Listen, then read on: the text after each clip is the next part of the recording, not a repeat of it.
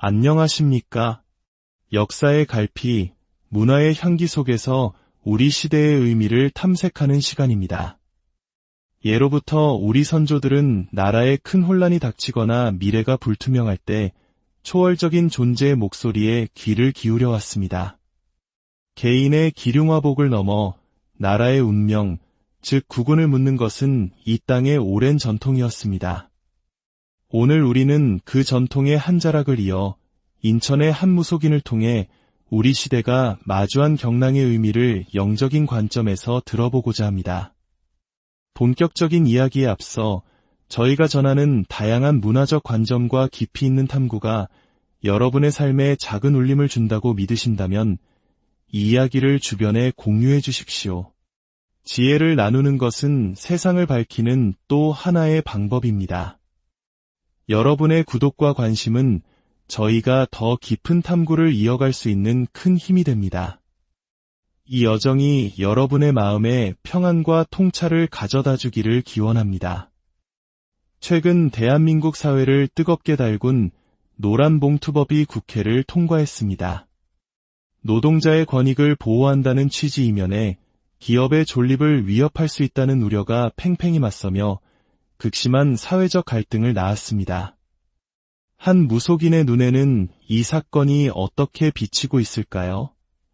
그녀는 이 법의 통과가 단순한 입법 행위가 아니라 거대한 정치적 계산과 미래의 위기를 품고 있는 씨앗이라고 말합니다. 그녀의 말에 따르면 이 법안의 통과는 다가올 선거를 겨냥한 포석입니다. 지지율의 등락과 관계없이 특정 지지층의 표를 결집시키기 위한 전략적 행보라는 것입니다. 마치 거대한 빚을 갚아나가는 과정처럼 보인다고 그녀는 덧붙입니다. 여기서 말하는 빚이란 단순히 금전적인 채무가 아닙니다. 정치적 목표를 위해 얽히고 설킨 관계 속에서 진 신세, 즉 보이지 않는 약속과 거래의 굴레를 의미합니다.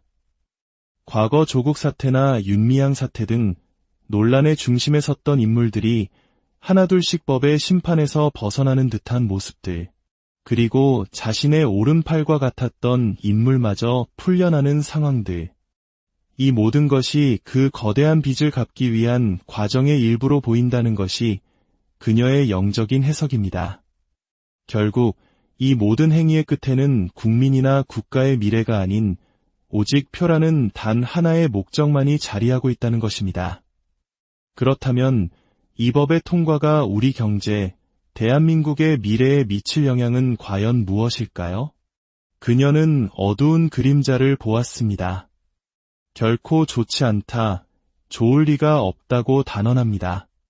지금 당장은 돈을 풀어 사람들의 환심을 사는 것처럼 보일지라도 그 끝은 결국 파국으로 향할 것이라는 경고입니다.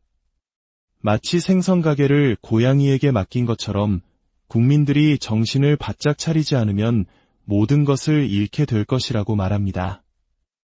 이미 우리 사회가 둘로 쪼개져 서로를 적대시하는 현실이 그 위험을 더욱 키우고 있다고 그녀는 깊이 우려합니다. 국민의 삶은 나아진 것이 없는데 나랏빚은 눈덩이처럼 불어나고 있습니다. 수백, 수천 조에 달하는 빚은 결국 누가 갚아야 하는 것입니까? 그것은 바로 우리의 아이들, 미래 세대의 어깨에 고스란히 얹힐 멍에입니다. 이러한 상황 속에서 기업들은 어떻게 될까요?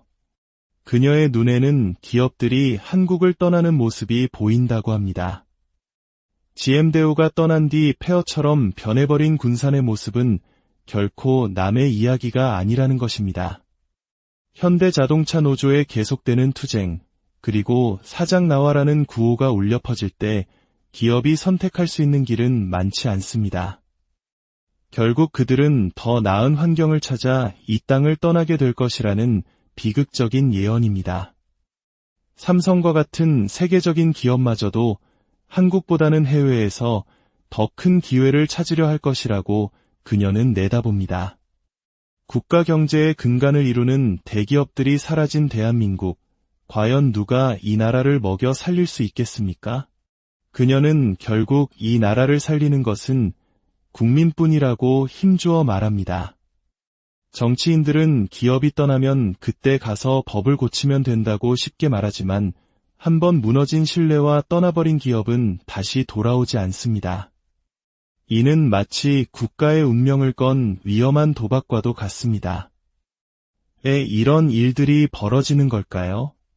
그녀는 정치인들이 국민을 위한 법이 아닌 자신들의 죄를 덮고 훗날 법망을 빠져나가기 위한 법을 만드는데 혈안이 되어 있기 때문이라고 지적합니다.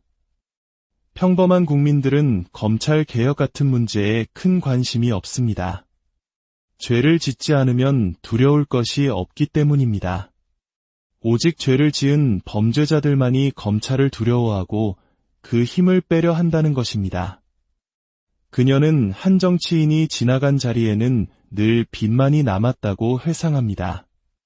성남시장 시절에도 경기도지사 시절에도 막대한 빚을 남기고 떠났으며 그 빚을 갚는 것은 고스란히 후임자와 국민들의 몫이었습니다. 그런데 이제는 한나라 전체를 빚더미에 올려놓으려 하고 있다는 것이 그녀의 통렬한 비판입니다. 지금 이 순간 우리에게 가장 필요한 것은 무엇일까요? 바로 국민들이 깨어나는 것입니다. 똘똘 뭉쳐서 무엇이 옳고 그른지를 분별하는 것입니다. 정치적 성향을 떠나 아닌 것은 아니다라고 당당하게 말할 수 있는 용기가 필요합니다. 뒤에서 손가락으로 비판만 할 것이 아니라 목소리를 내야 합니다. 지난 6.25 전쟁의 폐허 속에서 혹독했던 일제강점기 속에서 그리고 IMF 외환위기의 절망 속에서 이 나라를 다시 일으켜 세운 것은 정치인들이 아니었습니다. 바로 이름 없는 우리 국민들이었습니다. 전쟁이 나면 가장 먼저 가족을 해외로 빼돌릴 정치인들이 아니라 묵묵히 자신의 자리에서 땀 흘리며 가정을 지키고 나라를 지탱해온 평범한 사람들이 이 나라의 진정한 주인입니다. 그녀의 예언에 따르면 올해는 시끄럽긴 해도 그럭저럭 넘어갈 수 있을지 모릅니다. 하지만 손바닥으로 하늘을 가릴 수는 없는 법, 감추고 덮으려 했던 문제들이 본격적으로 터져나오는 것은 바로 내년부터라고 합니다. 내부의 분열과 갈등이 극에 달하며 골맞던 상처들이 터져나올 것이라는 불길한 전망입니다. 한 무속인의 목소리를 통해 들어본 대한민국의 국운. 누군가에게는 그저 근거 없는 기우로 들릴 수도 있고 또 다른 누군가에게는 시대의 불안을 비추는 예리한 경고로 들릴 수도 있을 것입니다. 판단은 결국 우리 각자의 몫입니다. 하지만 그녀의 말은 우리에게 중요한 질문을 던집니다. 우리는 과연 어떤 미래를 만들어가고 있는가? 그리고 이 나라의 주인으로서 우리는 무엇을 해야 하는가? 어지러운 세상 속에서도 묵묵히 자신의 자리를 지키며 살아가는 모든 분들께 존경을 표하며 오늘의 이야기가 여러분의 삶에 작은 생각의 씨앗이 되기를 바랍니다. 평안한 시간 되시길 바랍니다.